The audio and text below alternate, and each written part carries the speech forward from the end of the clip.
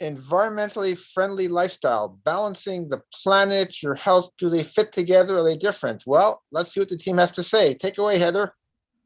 Thank you, Dr. Curnew. So this is a topic that is close to my heart because we really do need to protect our environment, and protecting our environment is a part of protecting our health. And we're going to hammer that point home today. So first, I want to discuss the problem. What's going on in this world? I know we know it's getting hotter, but how much hotter? So in this top corner, you can see a map of the planet. And this is a comparison of the last 10 years versus the last year. This is how much hotter it's gotten than the average of the last 10 years. We can see that there's a pattern across the globe of warming and melting of our ice caps. In the bottom corner, you can see how we have a recession of glaciers in the north and also in Antarctica, which will eventually lead to higher sea levels rising. And that's why I put this map of Vancouver below, so you can see what the impact of rising sea levels will have on our coastal cities, where most of Vancouver will be underwater in about 100 years. And that would be with a rise of 1.5 meters of our sea levels. We're in a planetary emergency. And we can see it that there are horrific heat waves, there's fires blazing across North America, Turkey, Russia, extreme floods that have been killing people, including a flood that happened that was quite traumatic in Germany, that wiped out an entire village. It's not just in poorer countries where these sorts of things happen. It's going to happen all across the world, and no one is immune. The ocean temperatures, the amount of carbon in our atmosphere have reached unprecedented highs. In July, we had the hottest month in recorded history. And the United Nations has recently warned us that we are in a code red for humanity. And talking about on a more local level, what's happening to Hamilton? I've brought these numbers out that are some local averages of temperatures and how our baseline temperature for the winter has already gotten into the positives, which is going to have a huge impact on how snow melts and how much snow we get. While we still have more precipitation happening. So the temperature is rising as well as levels of precipitation annually, expected to be nearly 100 more millimeters, which doesn't even sound like much, but in the big scheme of things, that will make a huge effect on our infrastructure of our buildings, on our lakes, on animals and plant life in our areas. I put an example of a story there where a basement apartment had flooded in New York after a storm, and 11 people had died. So it is a threat to our safety as well. And these major climate events do have a direct impact on our health just by being dangerous. And so let's get into how we fit into the picture and what's going to happen to us, because the planet, the health of our planet is important for our own health. And there is a direct relationship that we can see with rising temperatures, more extreme weather, a rising sea level, and air pollution, especially. And I have this map here of Quebec, where you can see that there has been an increase in the amount of heat events that have been occurring in southern Quebec, as well as in Ontario. Last year in Europe, due to heat waves, they estimated there was around 70,000 excess deaths due to heat waves that happened in Europe. So it does kill people, and it has a direct effect on our health. And we're also cooking up some more pandemics. Due to this change in temperature across the planet, animals are migrating in different patterns, and that brings animals closer towards areas where they could infect. There are around 10,000 different viruses that are ready to be transmitted to humans. And the vast majority are currently circulating silently. But these changes in the environment will create more opportunities for viral sharing to occur. And bats will actually still remain likely the main vector for viruses to be transmitted, but it's something to think about. And now getting into something more physiological, which is our lungs. The planet's lungs are our lungs because the air that we breathe comes from the trees that breathe in that CO2. So we've got a circular system where we breathe in oxygen and release CO2, and then the trees absorb that CO2 and release oxygen. So in a way, the trees are like lungs that breathe for the planet and release out oxygen and store that carbon into their roots, into the ground, which then eventually becomes our fuel source as we're using it now, fossil fuels. And I put this image here of 3 different lungs of non-smokers.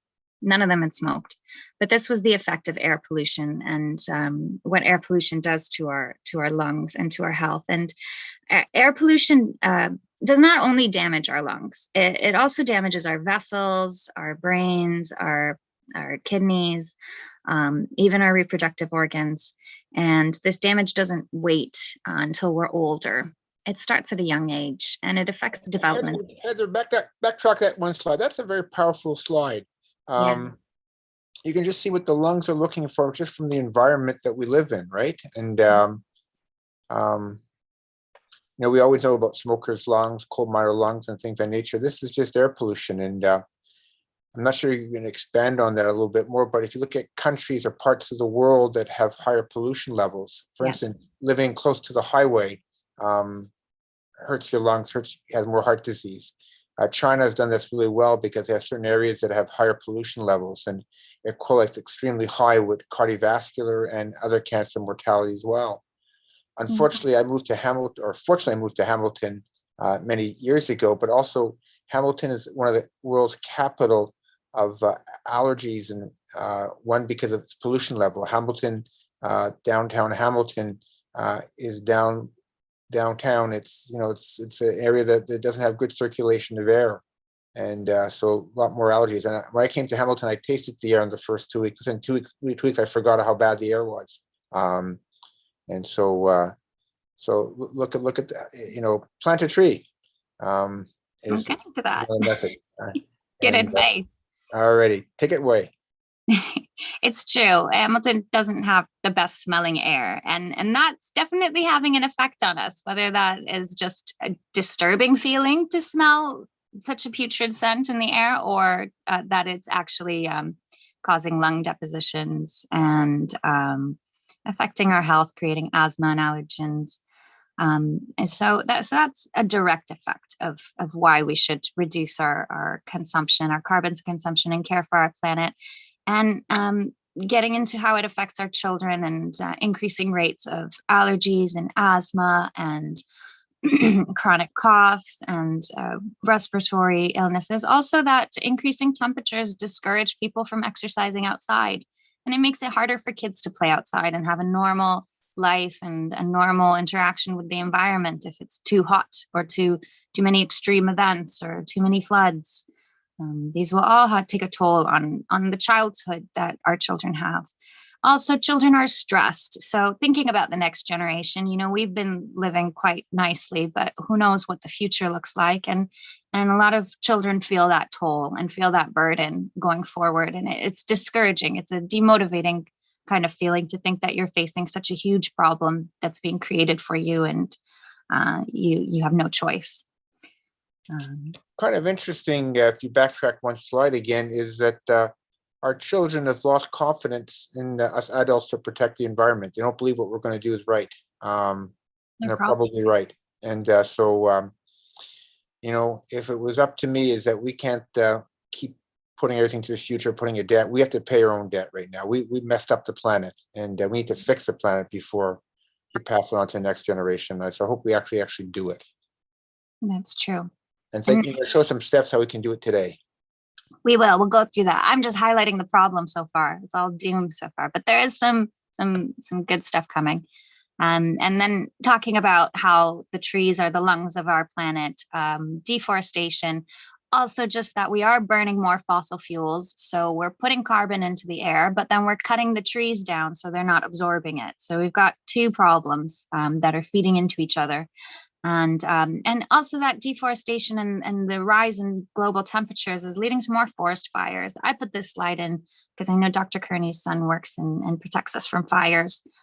So we can see that it's going to be a growing threat across in our natural areas of Canada there. So what's the treatment?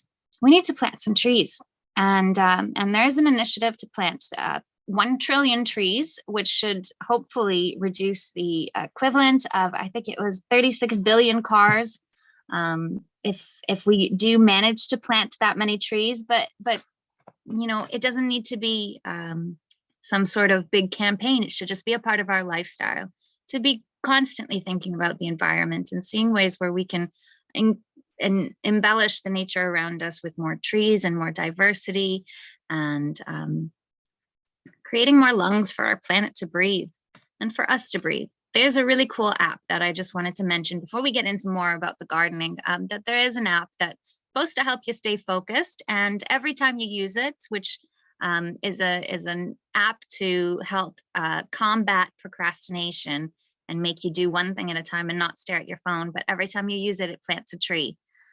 So you can have a forest by the end of a productive week, if you're productive. And so let's get into what we can do, because a healthy planet equals a healthy you. So we discussed the current climate crisis and the relationship between our health and environment. And then we're going to get into some dietary changes, exercise, transportation. We're going to talk about gardening, water conservation, recycling, and waste. First, we can start off with walking, which is on the next slide. Next slide. And so there's been studies that have shown, they've compiled research from a bunch of smaller studies, and they've shown that walking was really beneficial for improving people's aerobic capacity, blood pressure, waist circumference, BMI, and body fat percentage. And this was found with just 20 to 60 minutes of walking per day at a moderate intensity. And so a moderate intensity includes breaking a light sweat and having a bit of heavier breathing, but still being able to maintain a conversation if needed. So it's a really great way to also do it with a friend and chat while you're on a walk. And it requires no equipment, and there's a low risk for injury as well. And next slide. So some easier ways to incorporate walking into your everyday life could be to walk to work instead of driving. And, you know, if it's too far to walk and it's not feasible, even if you just park a little bit further from your workplace than usual and then walk the remainder, that could be another alternative. And so saving gas is obviously great for the planet and your health and even your wallet. And so another thing that you could do is take walks during your breaks, like throughout the day from working. And so the research has shown that intermittent walks throughout the day can improve your post-meal glucose and your insulin demands. And so they've shown even that it might be more beneficial to go for more frequent walks than just one long walk throughout the day. So for example, if you walk to work and then you go for a short walk at lunch and then maybe after dinner, that can be a great way to incorporate that activity into your life. And then some other ways to do it could be parking at the back of a parking lot or going for a walk with a friend or a dog. It's interesting you bring that up, Grace. There's actually good randomized data that after you eat, go for a walk improves insulin resistance. So we use all sorts of medications to combat diabetes or prevent diabetes, but simply going for a 20-minute walk after you eat improves your glucose metabolism. Great point. Thanks for sharing that. Yeah, and so also with cycling, similar to walking, it's also great for your health. And if you don't own a bike, there's a lot of great bike sharing programs in lots of cities. So for example, in Hamilton, there's the Sobe bike share. So that's another way. And so a meta-analysis showed that cycling was associated with a 22% lower risk of cardiovascular disease and cardiovascular disease-related mortality in comparison to passive modes of transportation, like driving, for example. And so it also helps improve various risk factors, including obesity, hypertension, and high triglyceride levels. Next slide. And so something that the research has shown is that reducing television and screen time is also really important. And these things also use up electricity. So it's great to reduce your usage in terms of the environment. And so there's been studies that have shown that people with cardiovascular disease have reported lower levels of physical activity, while also higher levels of TV watching and lower sleep duration. And so a meta-analysis showed that sitting for 7 to 8 hours a day and watching TV for 3 to 4 hours a day was associated with a significantly increased risk of mortality. And so it's really easy to end up sitting for 7 to 8 hours a day, especially if you work at a desk job. So going for walks or cycling can really help break up those long periods of sitting throughout the day. And so some other healthier alternatives to TV watching could include reading, which is really a great way to unwind at the end of the day instead of using the electricity with TVs. Also doing stretches, yoga, other forms of exercising, walking, as we mentioned, even cleaning, if that's also some movement in the day, and then also gardening, which we'll touch upon later. You know, you mentioned, Grace, I always try to do this. I wasn't able to, I don't have enough engineering skills in me, is that if you're watching TV, you set up to an exercise bike and basically you have to generate electricity to watch TV. So I don't know how far you have to pump your legs to do that, but I'd be curious to see if anybody actually, I've seen some YouTube videos in the past of people trying to do that in some way. And so maybe we have to take the default to that. When you watch TV, you have to be on an exercise bike and generate enough power to power your TV there. That's very eco-friendly. We should just make all gyms generate energy when people work out on them. Renewable. Sorry.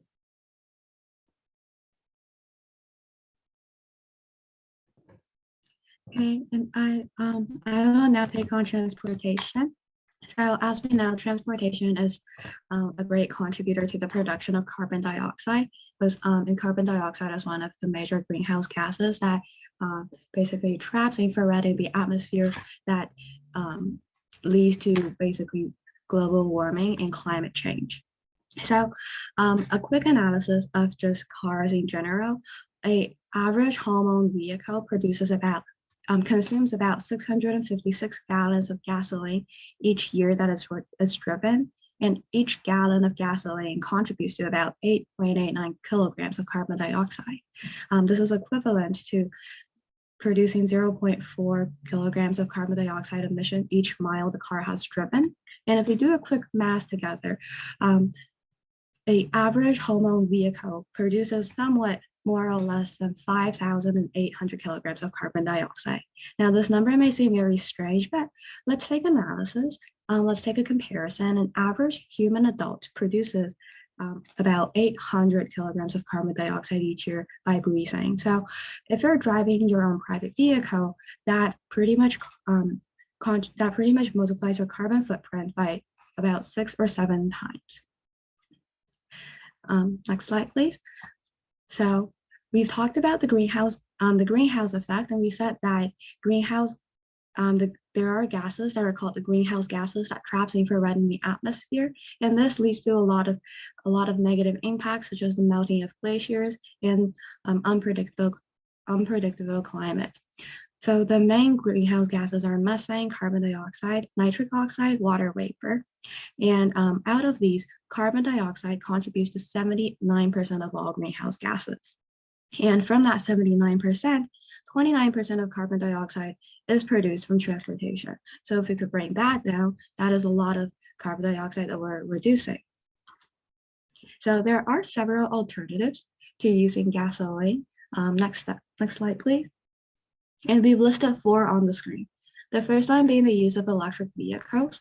Now, when you're using electric vehicles, it is true that there's no tailpipe emission of carbon dioxide, so you're not producing you're producing minimal amount of carbon dioxide on the road. However, you're using electricity to power that vehicle, and the generation of electricity also causes carbon dioxide and other greenhouse gases, just at a slower rate. So the second alternative is to use public transport, and this brings several benefits, including how public transport has been made affordable to all citizens, and the use of public transport also promotes social equity, as everyone does have access to it and you're free to use it anytime. The third benefit of using public transport is to gain a bit of exercise, as you do have to physically walk yourself to the bus stop and take another walk to your final destination. Now, the last benefit of using public transport is to reduce the carbon dioxide emission by 15 to 26%. And this is because you are limiting the number of vehicles that are on the street. The third alternative is to use carpool. Now, this is not really an alternative using gasoline. However, you are also still reducing the number of vehicles on the road. And when combined with other methods of eliminating vehicles, this can potentially decrease the carbon dioxide emission by 22 to 28%.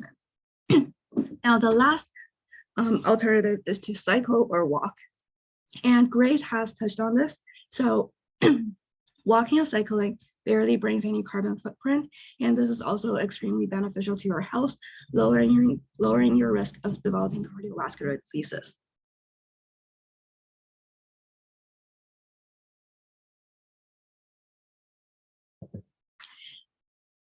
So it just backtrack a little bit over here. So it just tells us there's lots of things we can do differently and better. And yes, electric cars aren't perfect. You have to get your energy somewhere, and also what you do about the batteries. But we've made a bigger impact on this. So I hope people think about electric vehicles. I'm very lucky to have one, and it's been wonderful. And I remember first starting off is that my wife liked big cars and I like small cars. So I thought initially I was going to be smart, get diesel, less emissions, but I found out that that didn't work as well. Went to a hybrid, a small hybrid 2-seater. That's not always practical for families and things of that nature. And now I have an electric car and pure electric and one technology. So I hope people think about that transition a little bit. And of course, I like this idea. My favorite car I ever saw was a combination of pedal power and electricity, and a little rocket ship and things of that nature as well. So you see these things come every once in a while. So I'm gonna think about that to try to find that combination of electric power and pedal power. So that should be the car of the future for all of us. There you go. Yes, it's really important to get started at reducing your carbon footprint, as that is a really critical issue that's happening right now. So the other thing that we wanted to bring up with transportation is that one less flight per year has doubled the benefit of a vegan diet. So if possible, if we can reduce the amount of flights that we're taking, that would also be really beneficial to our planet. So next slide, please. Now we have a list of eco-friendly activities that you may perform at home or at other places. So the first one is following a lights out schedule. And this brings several benefits. The first one being that it allows your family members to kind of plan their day out prior to taking actions. And this is because when you set a time for lights out, people have the mindset to get certain things done by certain time. And in order to do that, the most effective way is to plan out your day prior to starting the day. So this is something that could really help with procrastination and other kind of negative habits. Now, the second thing that we wanted to bring up was having a lights out schedule is circadian rhythm. Now, circadian rhythm is the internal rhythm that your body follows. That basically tells you when to sleep, when to eat, and kind of and just allows you to allows you to get your 8 hours of sleep and be kind of happy on the next day, happy and healthy. Now, what studies have found is that when you have a lot of artificial light and bright artificial light, some patients may develop this thing called circadian rhythm sleep-wake disorder. And this really just affects the patient's ability to fall asleep. And if at all, they might just not be able to sleep. And this could really disturb their daily schedule. The last benefit to using a light out schedule is to save energy, as you are just turning off the lights and reducing the amount of electricity that you're using. So the next activity that we planned is shopping at local farms. And we may ask, what is a local farm? A local farm is basically locally produced products that has traveled less than 400 miles from its origin or within the state that is produced, according to the 2008 Farm Act. Seems long, but it's essentially going to a farm that doesn't really transport the amount of, doesn't use transportation to get your farm goods to your hands. So the lack of transportation could reduce the production of greenhouse gas by 15%. And another benefit of shopping at local farms is that local farms are designed to kind of have a smaller scale production compared to those massive farms out there. And as we know, farming alone produces a lot of methane, which is more powerful than carbon dioxide in terms of trapping infrared. And when you're reducing the amount of agriculture that you're producing, this reduces the amount of methane produced and overall decreases the production of greenhouse gases.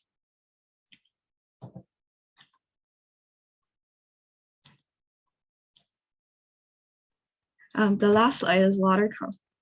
Oh. Go ahead, Heather. Sorry. So one of our last slides is about water conservation. And I think that we take water for granted.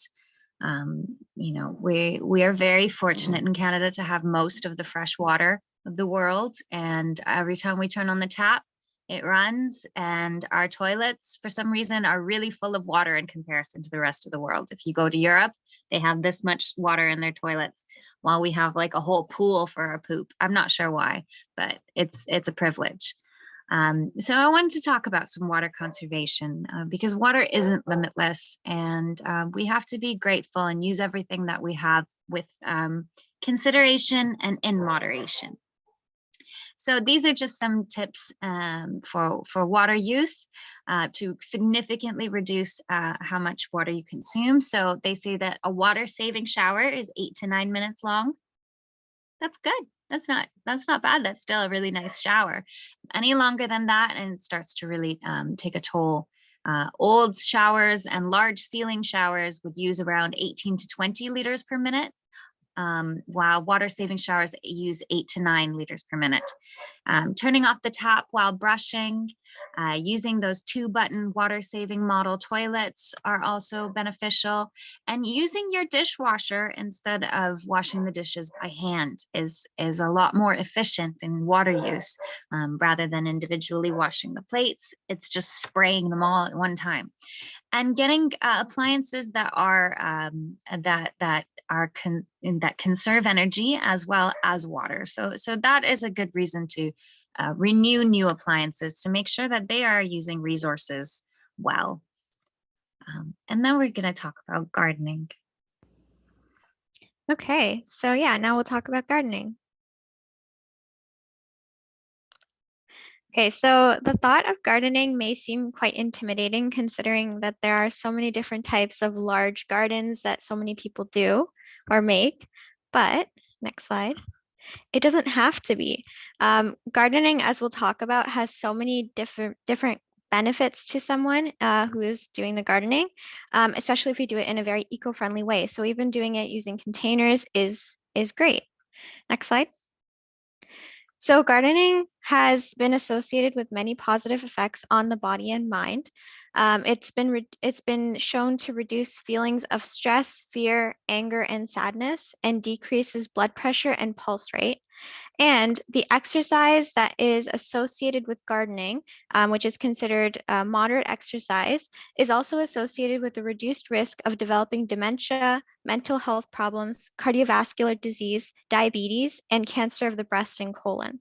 So clearly gardening does have quite a few positive effects on both your mind, your mental health and your mood, as well as your body and your health.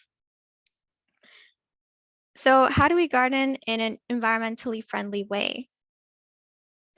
So the first thing would be to use natural products to grow your garden. Instead of using chemical pesticides, you can use something called companion planting to deter insects that may target particular plants. So for example, you can plant onions and garlic between carrots to deter the carrot root fly. Or you can cover your crops with netting instead of using a pesticide.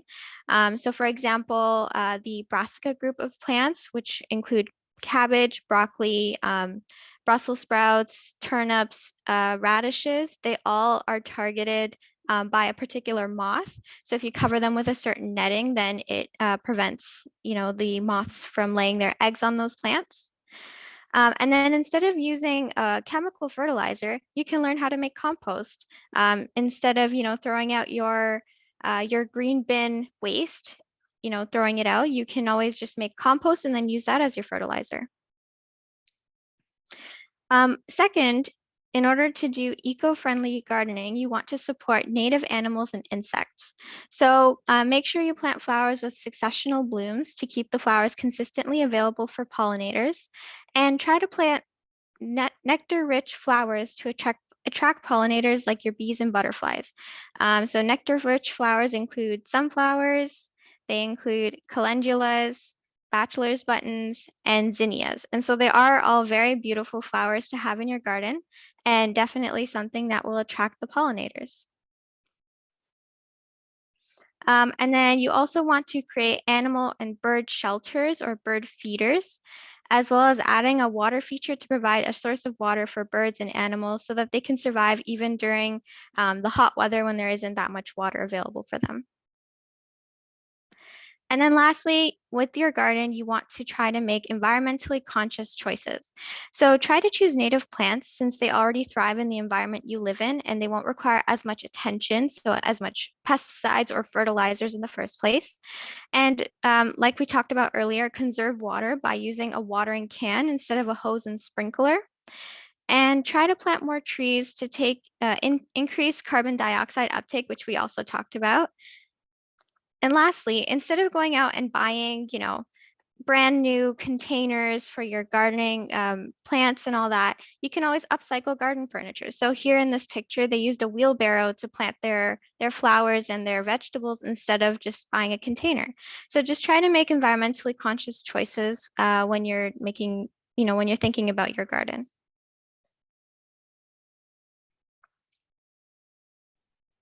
Now I want to touch on waste and consumption. And I put this image of a grocery store, of an aisle in a grocery store, because every single thing you see in there ends up in a landfill.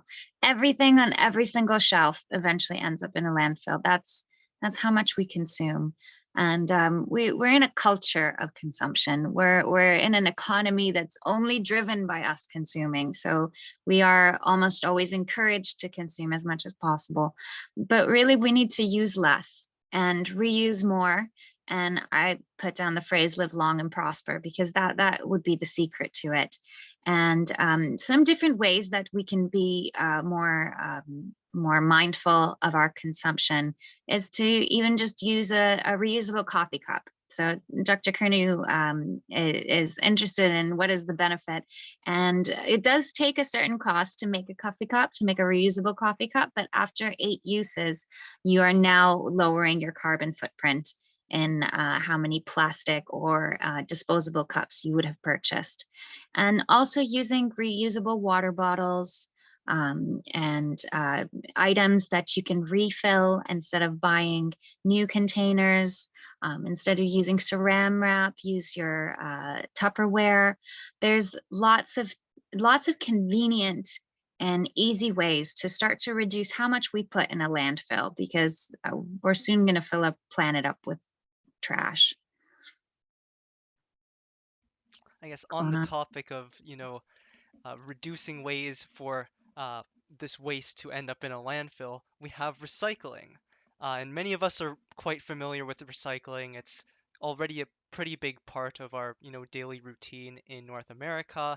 It's easy to do, it feels good, but it's really important to sort of acknowledge some of the limitations behind recycling, both on sort of a systemic level as well as, limitations in terms of what we're doing wrong in terms of recycling. So there was a 2018 report by the US Environmental Protection Agency who sort of pointed out all of these flaws in our sort of recycling structure in North America. And they stated that they found that only 32% of municipal waste actually ends up going through the recycling process. The remainder just goes straight to the landfill. As expected, most most items that get ended up being recycled are paper or cardboard based products, but surprisingly the main or the majority of or the group of items that has sort of the poorest recycling rates is plastics. Oftentimes less than 10% of plastics end up going through that recycling process.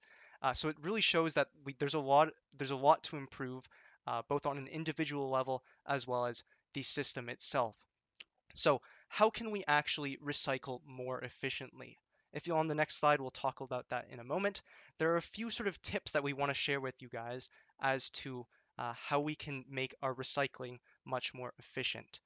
The first one is really just properly cleaning your items before you put them in the recycling bin. In Canada, actually in Toronto specifically, nearly 1 in 4 items, so 25%, items that should be recycled can't be recycled due to food and waste contamination. So it's really important to clean, empty, and dry all containers before you end up putting them into the recycling bin. Experts have been asked, how clean should I actually make these recycling containers before I put them into the bin? And they've said pretty much it needs to be as clean as if you were going to reuse that container again. That's how clean it needs to be. So no food, no residue whatsoever. It needs to be super clean for it to be processed properly at these recycling plants. The next tip we have for you guys is trying to avoid combined items. And by combined items, I mean items essentially that are made up of two different types of materials. So it could be plastic and then paper. Because oftentimes recycling only works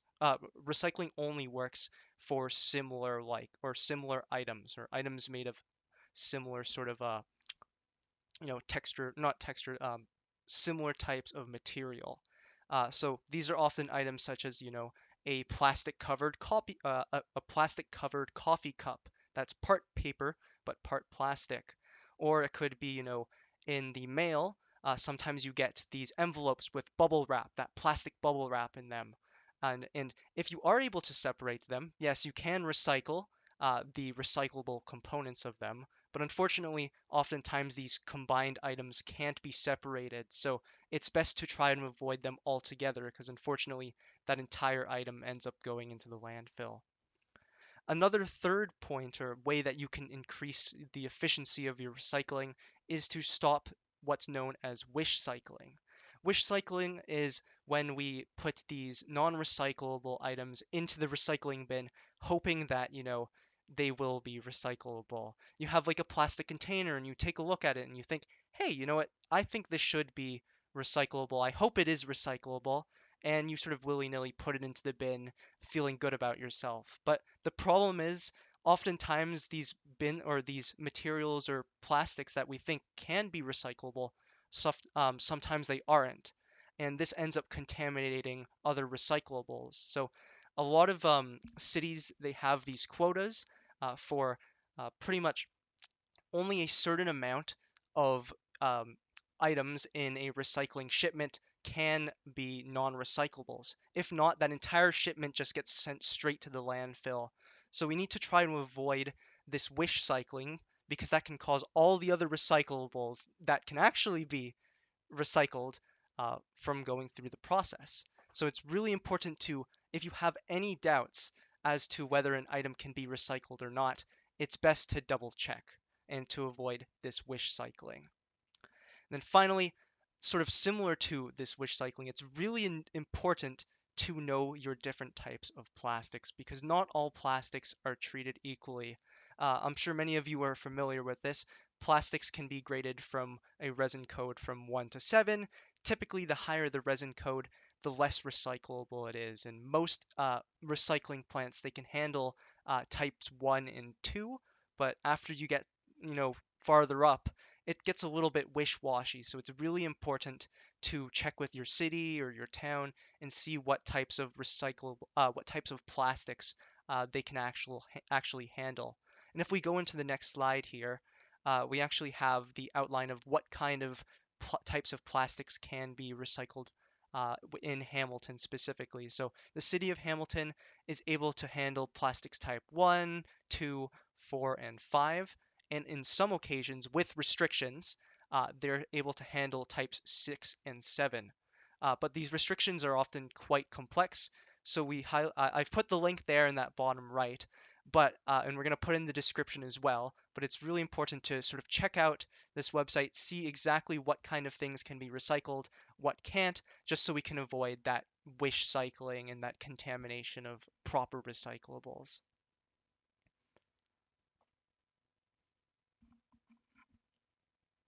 And I wanted to talk about the right to repair. So in America, Joe Biden recently signed a bill to pass to start to consider this idea of having the right to repair our goods and our electronics.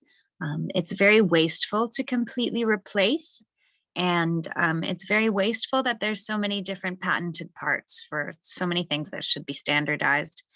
So it's something to advocate for and to talk about with your friends and family and with your local MP, if possible, that we do deserve the right to repair our devices and have devices that last long, not be so disposable. And that includes making information available about how to replace and how to repair, making the parts and the tools available, allowing unlocking of softwares, and reducing the barriers to personalizing and repairing and keeping our devices for longer, and having a design that can accommodate different parts and different pieces.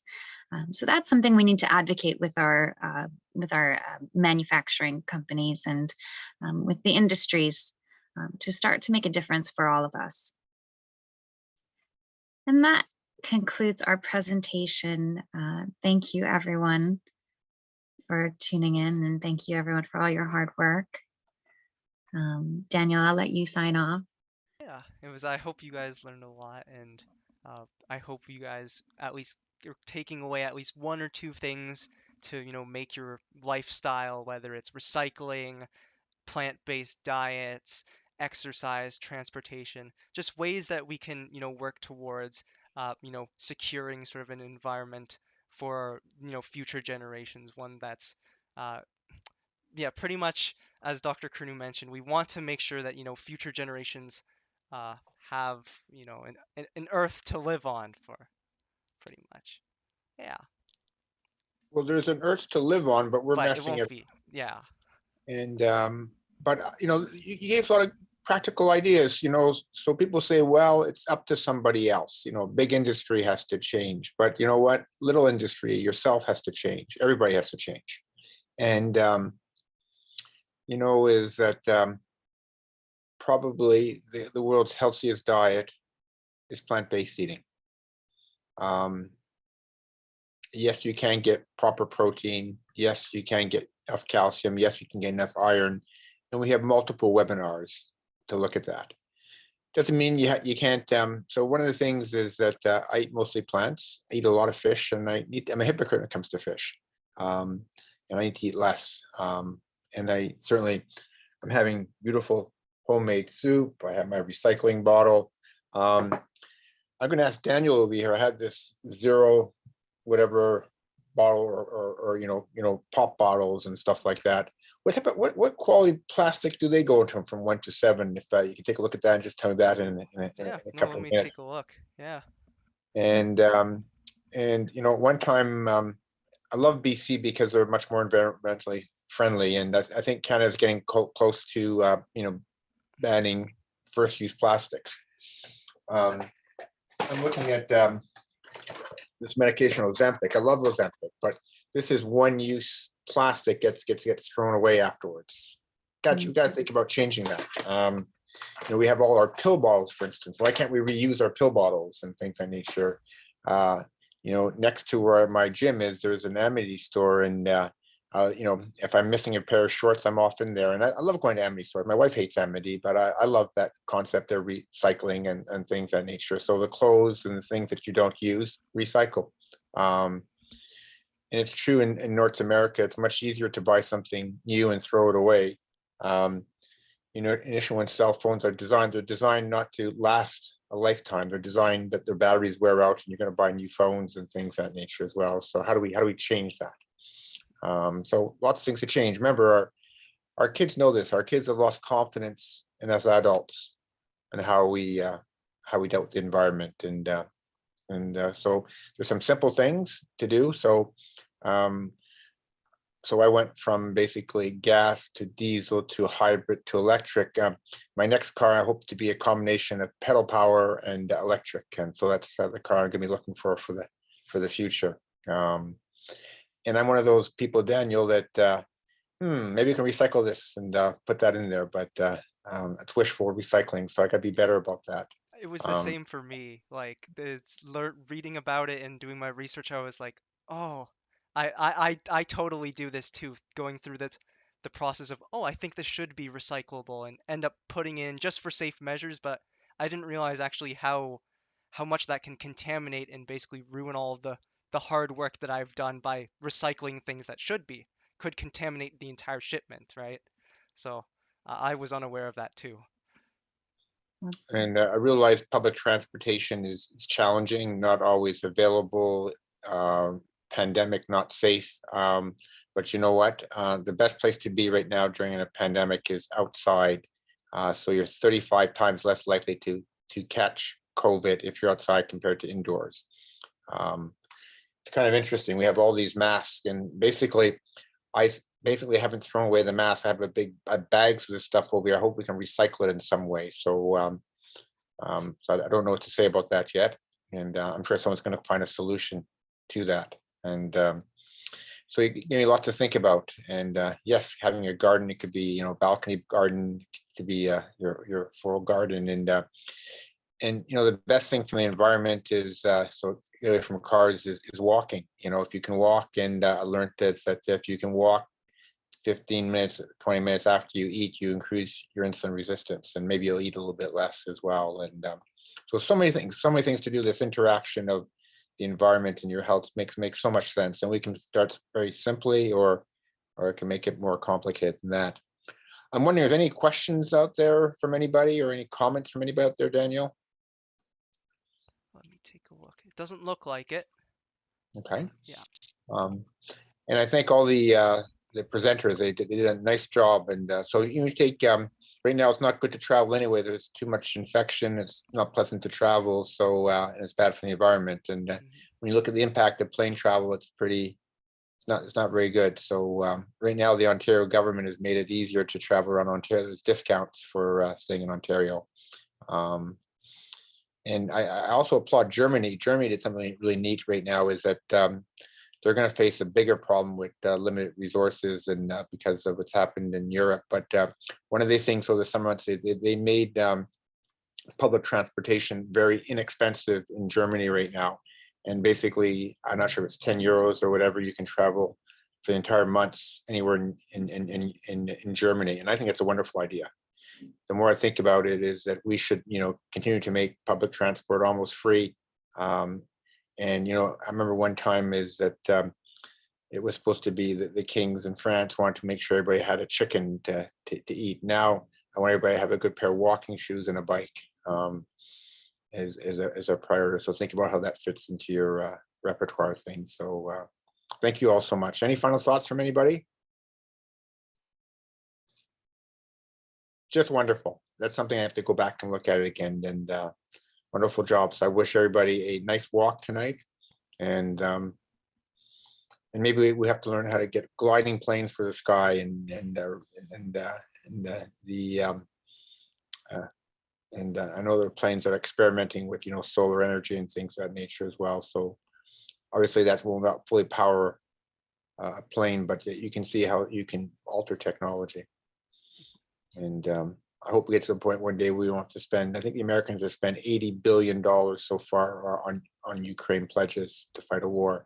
Imagine if you can use that $80 billion to do something else. And so we need to get along better in this world. And